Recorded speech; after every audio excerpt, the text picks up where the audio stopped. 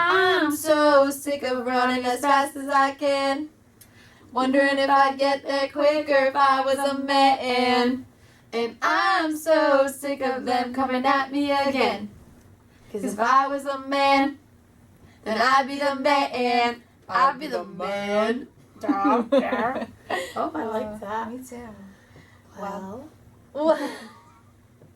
welcome to Unhinged Therapy. Happy Tuesday, everyone. Happy Tuesday. Welcome back. We're back at it. Here we are. Did you miss us? Because we missed you.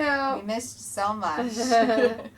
Well, we had some pretty exciting things go on. So many exciting things. Yeah.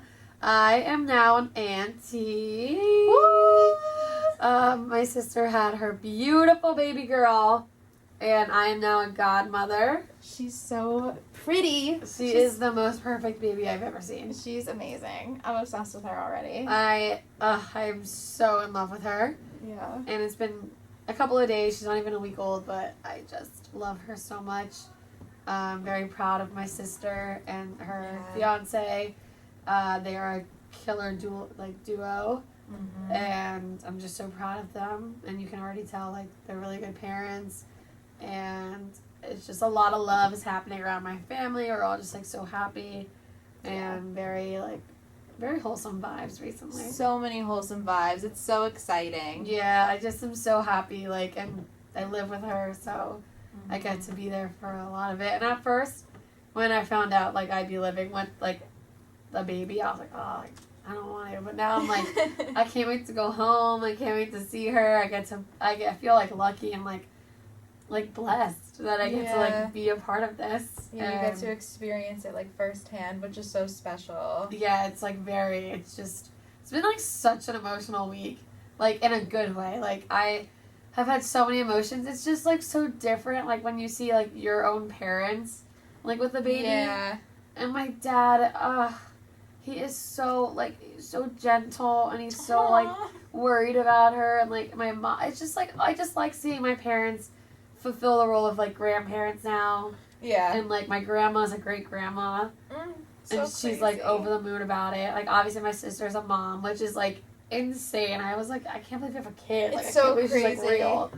That's the first thing I thought when I walked in. I was like, oh my god, she's there. She's real. She's alive. Yeah. She's breathing. She's here. She's a beautiful, healthy baby girl. She was born on August 9th at 10:13 or something p.m. Or something. Something. We gotta look up her 16, birth something chart. like that. Yeah. Yeah, she's a Leo. Oh, our queen. Yeah, so very eventful day. I spent, like, the whole day in the hospital. Mm-hmm. Just, like, I couldn't... Oh, wait, listen to this. Not me getting escorted out of the delivery floor. Wait, what did the security guard look like? Because I used to work there. He was a big guy, like, with a big beard. Not, like, big. He was tall. He had a big beard. I know who He you're was, like, talking tatted. about. Oh, so, guys. Beautiful. Yeah. I really like him. He was cool. Yeah. But, I got the text that my sister had, like, was in the room. Her water broke. Like, it could be a while, though, because of the way the baby was positioned. I'm like, okay, well, I can't sit at work. Like, I'm so anxious already. Like, I want to be there. I want to be there for my sister. I want to be there for my family. I just want to be there. Because my sister could only have, like, 2 people. So she had her fiance and my mom, obviously. So I'm like, I will sit downstairs. I will wait. I'll be in the waiting room, whatever. So I go upstairs. And I'm like, yeah, I'm here to see my sister. Like, oh, well, she already has 2 people in. I'm like, oh, that's fine. Like, I'll just wait. Like, I just want to wait. Like, it's going to be a while. I'm like, okay, I want to wait. Like, no, like, a while. I'm like, I don't care. Like, I'm not leaving. Yeah. And then, like, oh, okay, like, you can sit out here. It's, like, in the hallway. Okay, that's fine. I'll sit here. Oh, and then the security, like, 20 minutes later, comes upstairs. And they open the door for him. And he's like, all right, who do you guys want me to take out? Yeah. I'm like, it could be me. I was like, oh, I think they're talking about me. And I was like, it was me. What the fuck? I was like, I go to him, they could have just told me. Yeah. Because they like to make a big deal about everything. I'm like, okay. Oh my god. So he puts me in this other couch where I could sit. I can't even sit there. I get kicked out of there too. What the fuck? There's no waiting area anymore. There's no, waiting rooms. So no one could just, hang out in there and wait for the delivery? Because that's what I did when my cousin was born. Nope. That's so crazy. Yeah. So what we ended up doing, this is where they tell you you can wait. In the entrance area, there's 3 couches. I was going to say, the entrance area has no seating. Yeah. 3 couches. Yeah. So my grandma and my aunt ended up coming and waiting with me all day. Aww. And there was a coffee place next to us. We made friends with this family next to us. Their daughter was delivering. She was actually a nurse there. And her husband actually worked there. So we just made friends. We made the best of it. And then it was a whole thing. They told us visiting hours were over at 8. And it was 9 p.m. I'm why didn't anyone tell us that? I thought my grandma was going to cry because she wanted to be there. But, nonetheless, I woke up to a picture of my beautiful niece. And I started crying. I was oh my God, I can't believe it. I'm going to cry right now. Yeah. I was in charge of, texting my whole family, so I had a whole group chat with them. My family's so extra. We made shirts that say, because her name's Mila. So it's it's Mila time instead of Miller. It's the whole logo thing.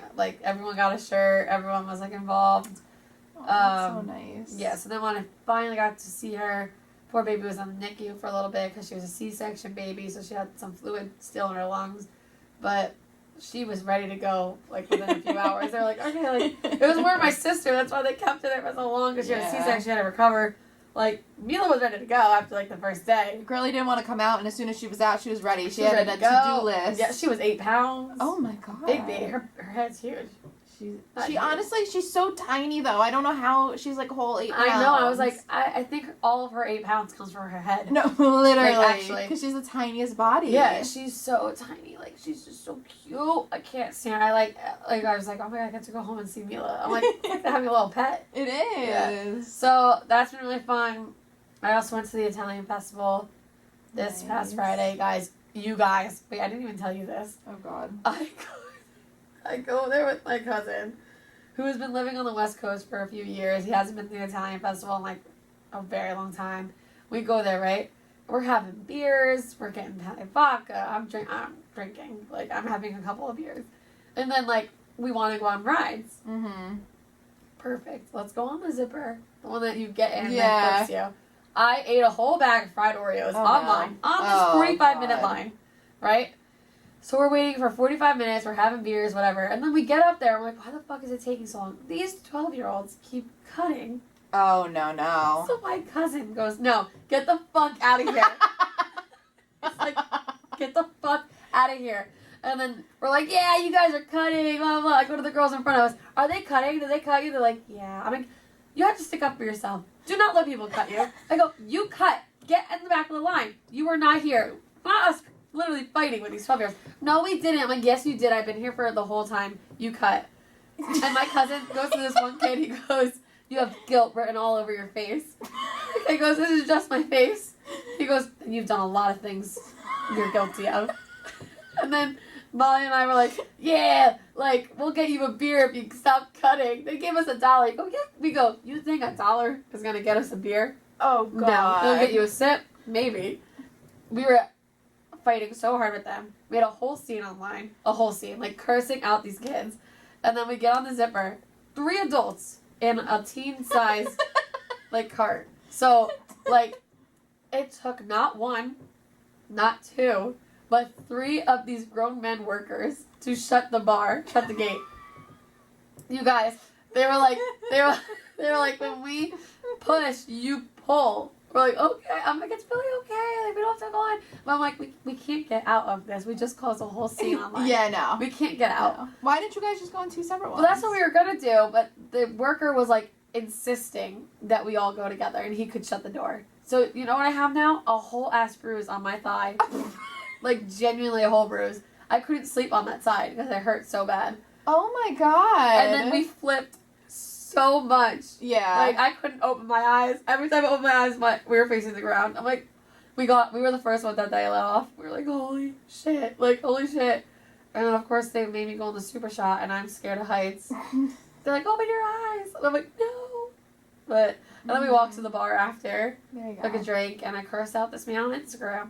Oh, my God. Yeah, we'll get into that. Yeah, we will get into that later. But I've been having a few, just good days, very busy with my family, and like I just for Mm. moments that I wanted to be like 100% like present for. Yeah.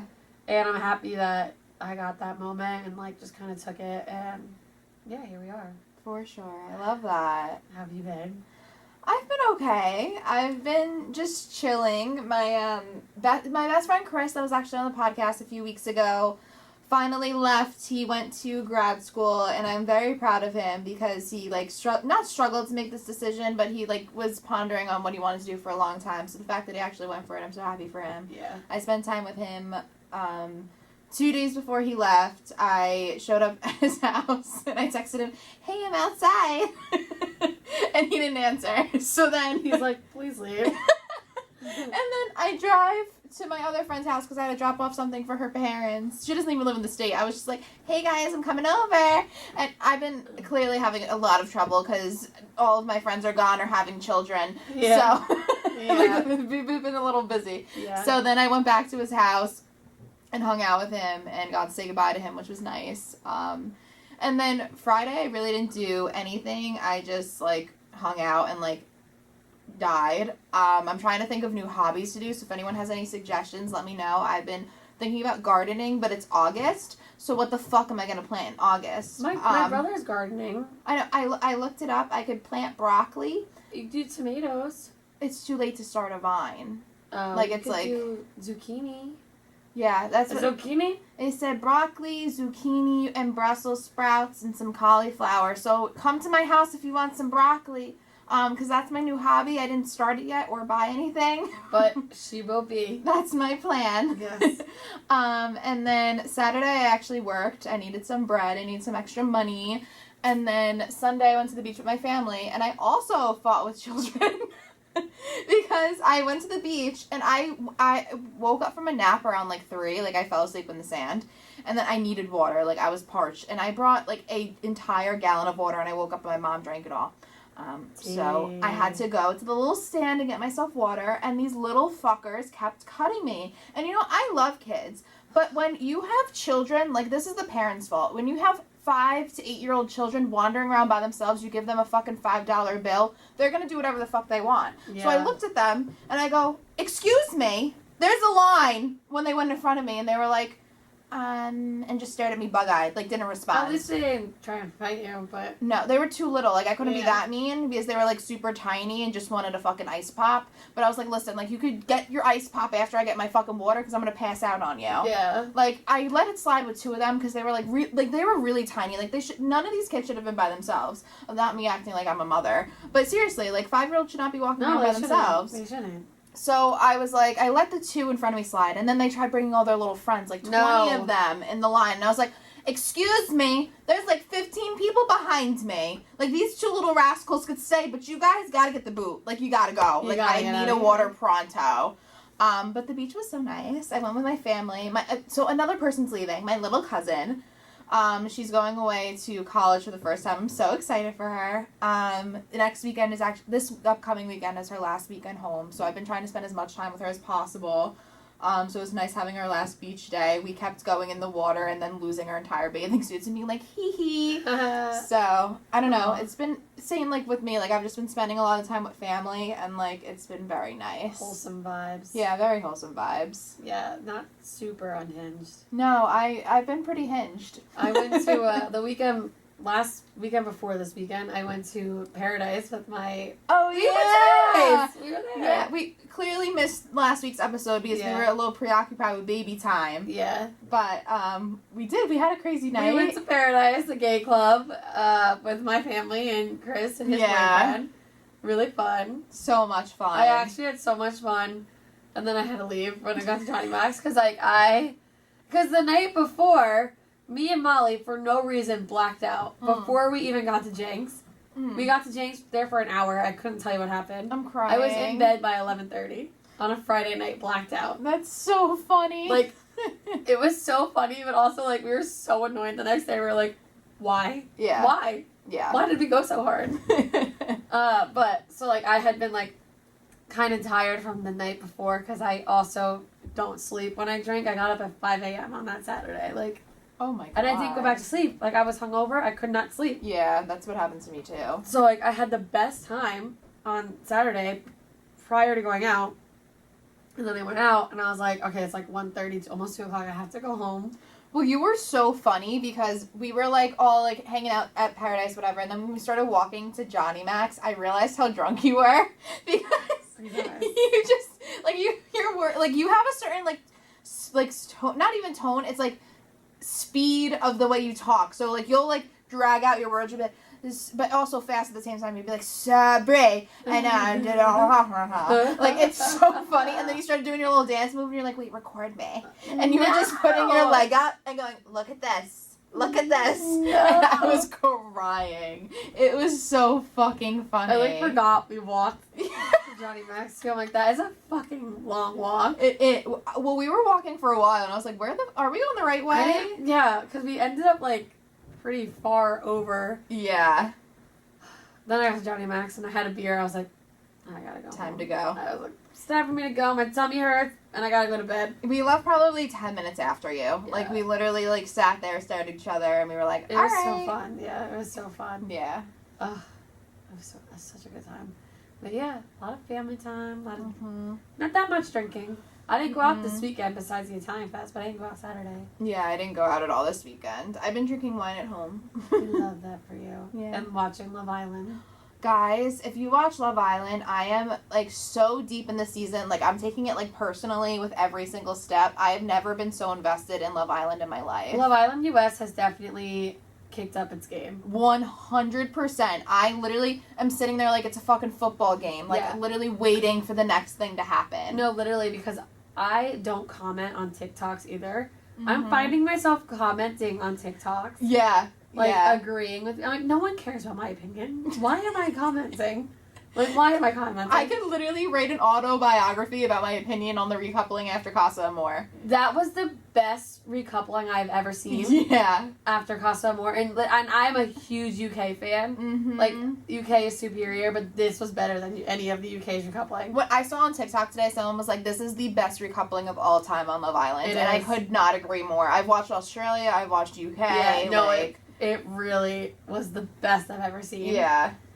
And hands down, like, they are killing it. They really are. They gotta keep it up. They the really girls do. are killing it. I love, like, the girl power this season. Like, all the girls are, like, standing behind one another. And, like, you've seen, like, friendships form in the villa 100%. But I don't think, like, this, like, in a group dynamic like this. Like, they're all genuinely, like, looking out for each other. Yeah. Like, all of them. Yeah, it's really refreshing. It's not, like, just 3 of them or, like, 4 of them. Right. Like, it's all of them, which is really nice to see.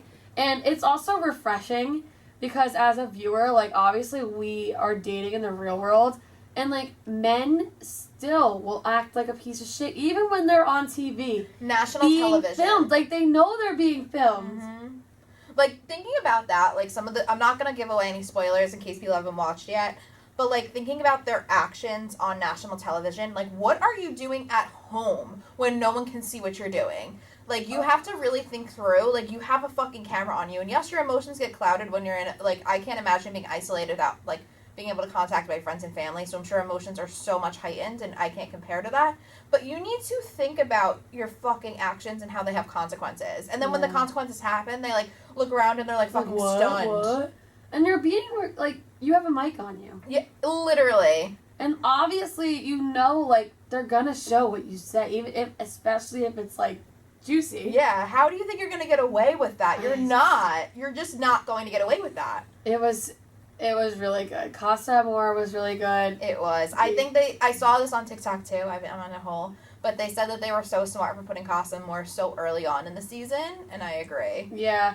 I was gonna say it was pretty early, but I also think US is always a little shorter than the other seasons. But, yeah, they only had, like, a couple, like, they had, like, 4 strong couples before going into Casa.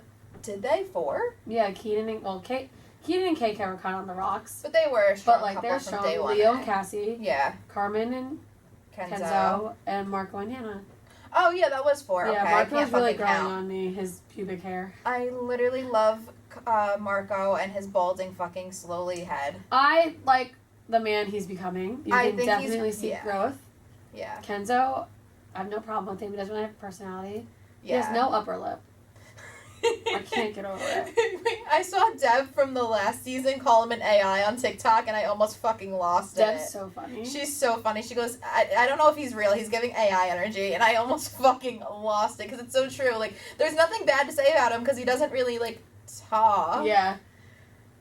Keenan's like a where my hug at. Him and Leo are where my hug at type of guy. I literally hope Keenan gets kicked off the show. Does Keenan know any other words besides this, that, and the third? God damn. This, that, and the third. God damn. Like, if he's a doll, those would be, like, his catchphrases. And the only thing I'm going to give away is that he disrespected Sarah Hyland in the last episode. And how fucking dare you? Oh, my God. I forgot about that. He was so rude. Yeah. And to disrespect your partner is one thing. Like, that's host. predictable. You cannot disrespect the host of the fucking show. Yeah. He should be kicked off. Oh. And Leonardo, I have no words for you. He's 21. I know. He's so young.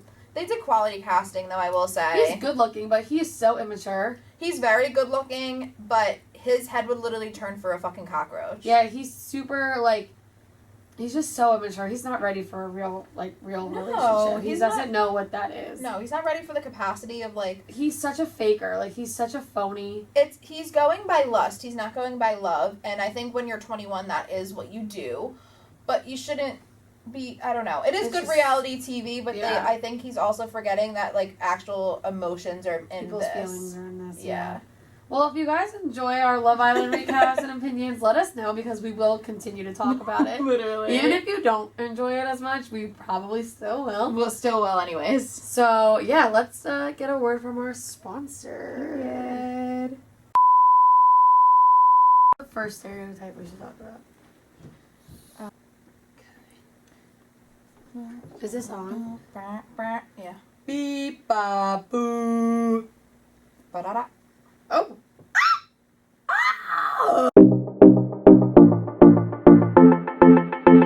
Today I almost cried. Yeah. And I hate that. I'm like, why am I so mad I'm gonna cry? But like, it's just emotion. Like, I feel it so strongly. It means you care about something. That's what it is. Like, I think if, like you need to be able to express your emotions, whatever they are, good or bad, because that shows that, like, it means something to you. And if you're not capable of expressing that, that's so fucking unhealthy. Yeah, and, like, the more you try to hide it or, like, keep it bottled up just affects you mentally. And, like, it'll just build up. And then, like, it'll fuck you up in the long run. Like, just feel your emotions. It's fine. Mm-hmm. It makes you more of a man, in my opinion. 100%. Like, if you can, like, communicate your feelings and, like, feel your emotions. Yeah. And, like, talk about it. Like, talk about what you're feeling. Talk to me about it. Like, that is so much more attractive to me than, like, I don't know, building something. Like, I don't give a fuck if you can build. I really don't care. I can pay someone to do that. Exactly. As a woman, I have been called cold, mean, a bitch, everything of the sort, because I actually do hold my own and stand my ground, and I'm, like, realistic. And I am an emotional person as well, but I think from my childhood shaping me, it takes a lot of, like, trust and, like, vulnerability for me to be able to express my emotions. And someone that knew this called me cold. Like, one of my last talking stage actually called me cold. And that really, like, sticks with you. Like, you can't fucking win when you're just, like, being yourself and, like, expressing yourself with, like, intention as a woman. It's like, oh, well, then that's way too much. Yeah. I've never been called needy until my last relationship. Mm-hmm. But it's when he chose to say that I was needy when he, like, wouldn't communicate with me, and I'm confused. Like, what are we doing? Like, are you my boyfriend? Are you not? And, like, I deserve to know this. Mm-hmm. I'm not just gonna sit here and let you treat me like that. Like, I can stick up for myself. Yeah. Like, I say what's on my mind. I ask questions. I need to know. And if that means I'm needy, then I don't care. Like, I will be needy then. Like, you're just probably not used to someone, like, speaking up and, like, calling you out on your bullshit because I'm not putting up with this anymore. No. Like, you reach a certain point when you're either like, all right, we dating or we not. Like, I'm upset. Obviously, you're my boyfriend, but life will go on for me. And I have to realize that. But, yeah, I was upset. I'm not emotional, like, just an emotional, needy person. I'm a human. Exactly. With feelings. Exactly. That can communicate them. So it's not like, oh, look, you're so needy. Like, you need attention all the time. No, I don't. Mm-hmm. It's much appreciated. But, but I don't need it. Like, I'm very confident and self-aware and secure with myself that I don't need that. I would like it. Mm-hmm. I just burped. Excuse me. Oh my god. No, it's so true. And I think with, like, him reacting like that, saying, like, you're so needy, I think that could almost, like, go into, like, toxic masculinity a little bit, which could be a whole topic on its own for an episode. But toxic masculinity, the best way I could define it is just, like, that's the result of men not being able to express their emotions and being told to bottle it up. Because then, when you bottle up your emotions, I know from fucking experience, you have, like, almost like a rage inside of you that you feel like you cannot control, and you just combust. You combust, and you don't know where to place your emotions, so it just displays fucking on everyone and everything, and they don't fucking deserve that. Yeah. So, that is really a big consequence in our society, and that's why, like, we have the stereotype that men are aggressive, or men are this, or men are that, because we're not able to allow them the space to express themselves, and that really does start in childhood, and just good fucking parenting. Yeah. I also, like, I just don't know how, like, men I don't know, like, I don't like how they, like, can't handle an emotional woman. Yeah. Like, I hate when people say that. It's like, It shows a level of emotional immaturity. Immaturity, if they can't exactly. handle that. yeah. And, like, commitment issues. Oh my god. Oh my god. Come on. I feel like every guy's excuse for not wanting to be in a relationship is, I have commitment issues. I have trust issues. It's like,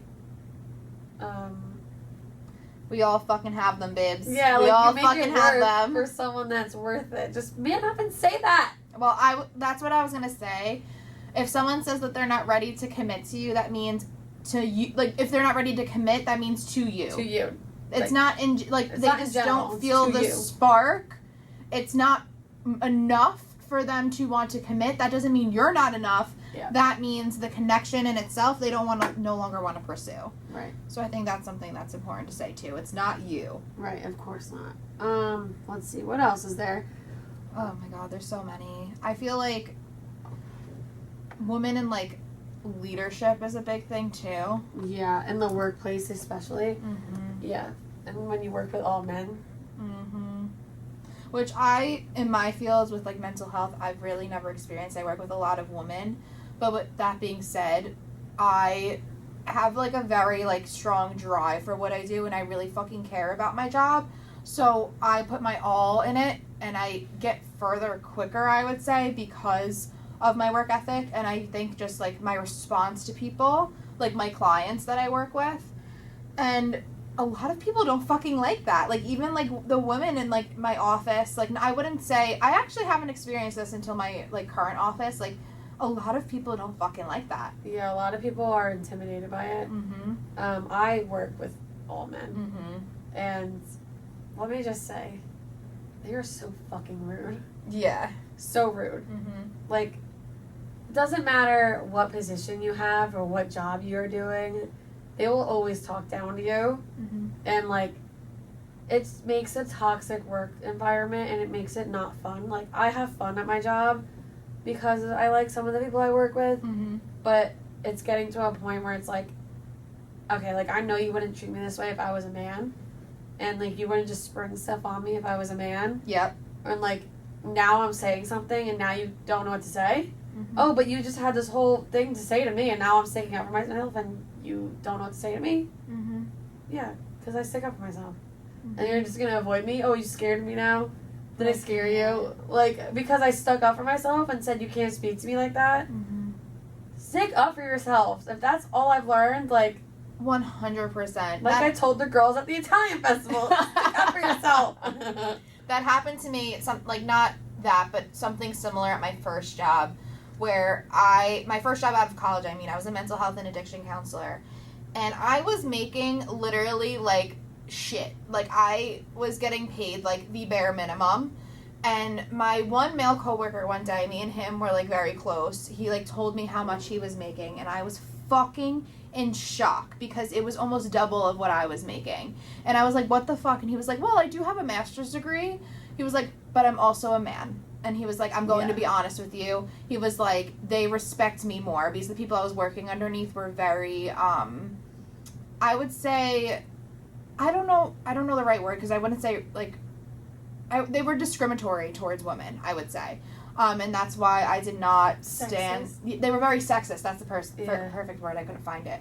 And he was like, when you go in there and you negotiate your contract, he was like, you need to go in there assertive. And he was like, and you need to act like you're bigger than them. Yeah. He was like, I'm not kidding. He was like, or they will never take you seriously. Like, he literally had to coach me how to talk to my bosses because they did not respect women. Yeah, but when you do that, though, like, it's almost like, but then people can be like, oh, well, she's a bitch. Mm-hmm. But, you like, can't win. It's literally, that's why we sung The Man by Taylor Swift. Yeah. Like, you will never win as a woman. Mm-hmm. You won't. But that's something I learned very quickly, too, and I moved out. Because it was a toxic work environment. I loved that job. I could have stayed there forever if the people in power were not there. They're not actually no longer there. I actually just went to visit the place today. They're not there anymore. And the workload was just so unsustainable. So that's why I left it. But the biggest contributor to it is because they really picked on me because I was a fucking woman. Love that. It's we love crazy. that. More some dating vibes now. Mm-hmm. How do you feel about, like, everything having to be, like, equal? Like, everything has to be equal. Like, I don't know what to say. Like, all the time. Yeah. No matter what. No matter if you're feeling down, like, we have to feel like, I don't know. That's just not realistic. Yeah, it's just not. Like, in an ideal world, most of the time things should be 50-50. 100%. But it's not realistic to think that you're going to get that 100% of the time. Sometimes it's going to have to be 60-40. Sometimes it's going to have to be 80-20. And it could just be, like, your partner going through something, whether it be, like, financially or emotionally or whatever the case is. Like, you are allowed to pick up the slack and not hold it over their fucking head if it's a healthy relationship.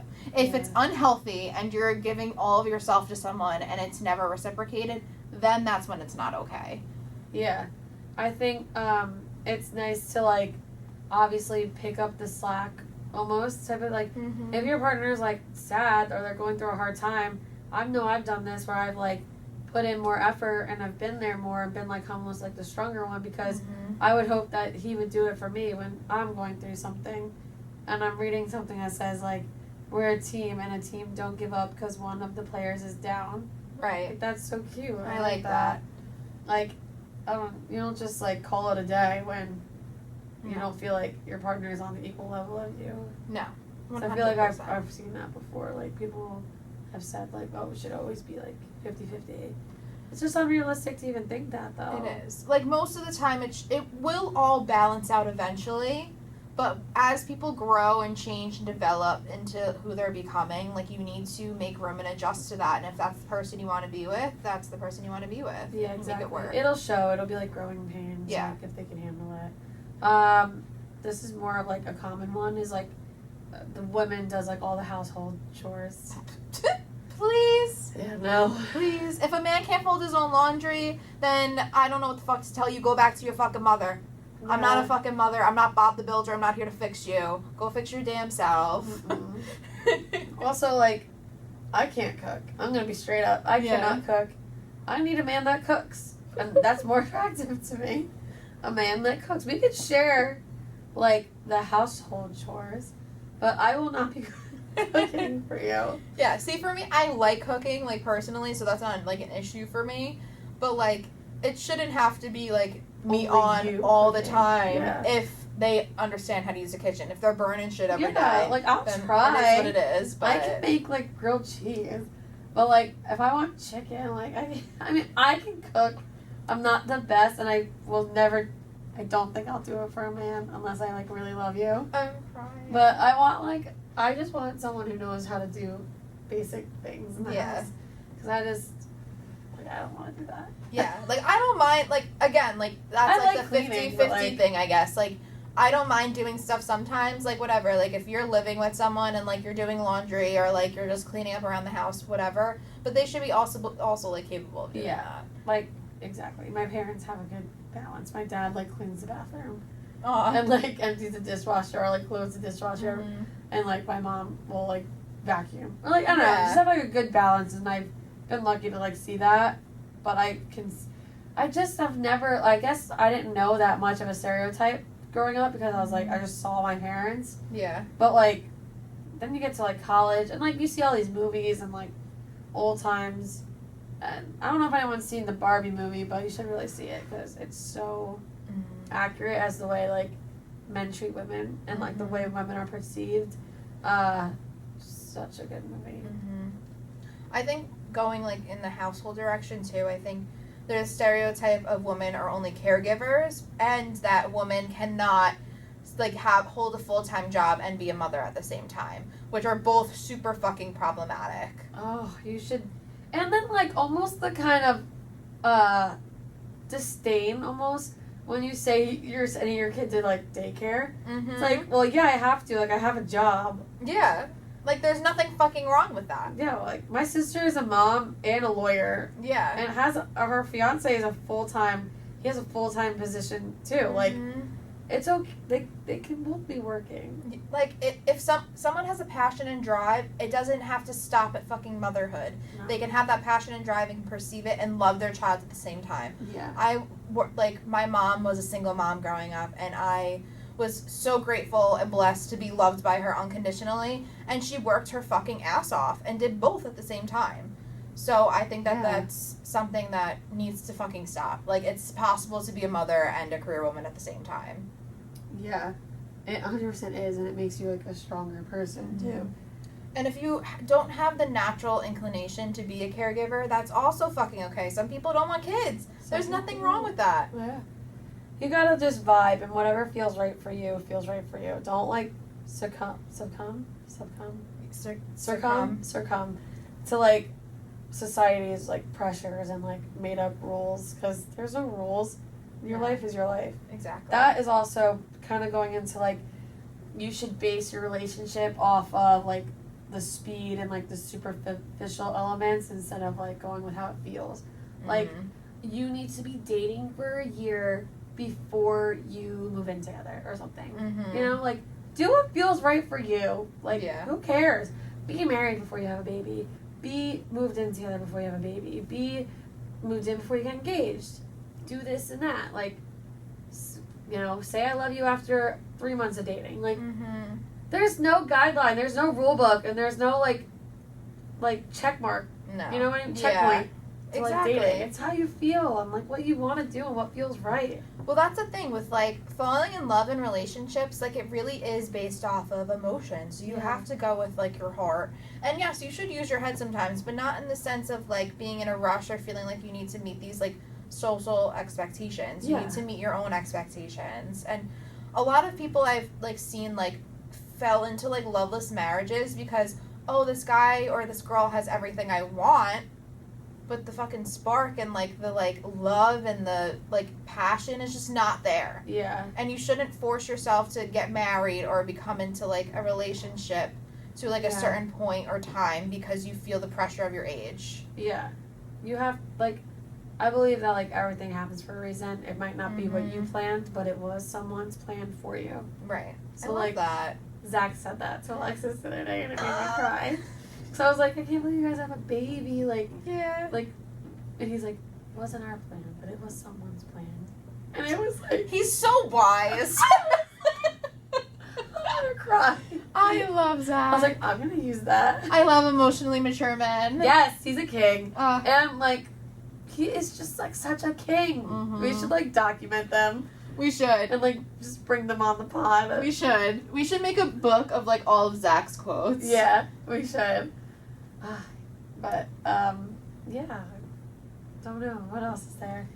I don't know. There's so many. And I think like what we could just like take out of this is like don't like you said, like you cannot conform your life based off of like these societal expectations because you'll never fucking be happy and you'll be sitting there 60, 70, 80, however long you may live and be like, oh, I wish I did this, I wish I did that. Yeah. And don't let like this pressure of yourself like hold you back from you doing what you want to do. Like, if you want to dress girly, dress fucking girly. If you want to dress slutty, dress fucking slutty. If you want to dress conservatively, dress conservatively, because someone's going to call you a whore, someone's going to call you a prude. Nothing's ever going to be fucking enough, whether you're a man or a woman. I think women definitely get the brunt of it more. 100%. But You need to be able to just express yourself freely. Yeah, and it's more of like when another stereotype, like when a girl dresses, more provocative, is that they're a slut or that they're very freaky in bed. Like, I could be the driest person in bed and I can dress like a slut. When I say I love dressing like a little whore sometimes, I love dressing like a whore sometimes. Doesn't mean we're gonna give it out. No, I could literally walk into the club naked and that does not give anyone a right to make any assumptions about me. Not that I walk into a club naked. No. But it's like why I self-respect, like, oh, but you're wearing that. Yeah. Because I look fucking good. Exactly. I wear things that make me feel good, that make me feel confident. I don't dress for anyone else. I would say probably when I was younger, like in my teen years, like the male gaze, whatever it's called, like you dress up for like the perception. I can 100% agree. I think we've all been there at one point in our lives where we wanted validation and attention. Yeah. But now I dress for me because I look good, I feel good, and I'm going to dress in what makes me feel the best about myself. And I love clothes. Yeah. I love to dress. I love feeling good. I love taking pictures of myself. Mm-hmm. I'm not going out for attention, and I'm not posting for attention. Exactly. I don't need your attention, you scumbags. I have my own. Period. If you see me out in something that I'm uncomfortable in, you'll see me adjusting my outfit 7,050 times. I probably will go home. Oh, and change. Yeah. I cannot do it. So I only wear things that I feel confident and comfortable in. You should. Period. What was your unhinged habit this week? I'm trying to think. I wasn't really unhinged this week. Probably telling off a 5-year-old. But drinking wine every night by myself. Okay. Yeah. Mine was telling a man off on Instagram. Yeah. You guys, he spoke poorly of the pod. He did. And then he blocked us. Yeah. Which I was okay with. Yeah. He told me that I had no value to society other than my physical appearance. That's fucking disgusting. And that I was a piece of shit. Because I said I just ignored all of his DMs. I can't. Yeah, he was like a big supporter of the pod 2 days ago. Yeah. Before, or however many days ago. He said, go keep spewing that bullshit on your podcast. I was like, we will. I will. He also, I never met him in my life. I have no idea who he is, but he also blocked me probably because he knew. Literally the second Danielle told me, I tried looking up his Instagram handle to tell him off, and I was blocked. Yeah. He's a pussy. And I was like, you're just mad that I haven't responded to you in 3 years and I don't think you're attractive. Mm-hmm. And just keep hearting my stories and DMing me, buddy. Good luck with all that money that you're bragging about that you don't fucking have because